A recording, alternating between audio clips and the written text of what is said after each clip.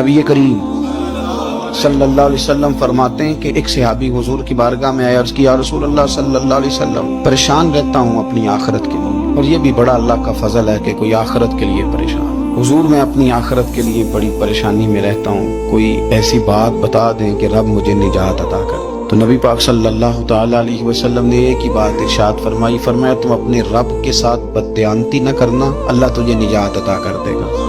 अर्ज की, या रसूल अल्लाह सल्लल्लाहु अलैहि वसल्लम, अल्लाह के साथ बददयानती और खयानत क्या है? लोगों के साथ तो मामला समझ में आता है कि किसी ने कोई रकम रखवाई, कोई ड्यूटी दी, कोई जिम्मा लगाया, पूरा न किया तो बददयानती हो।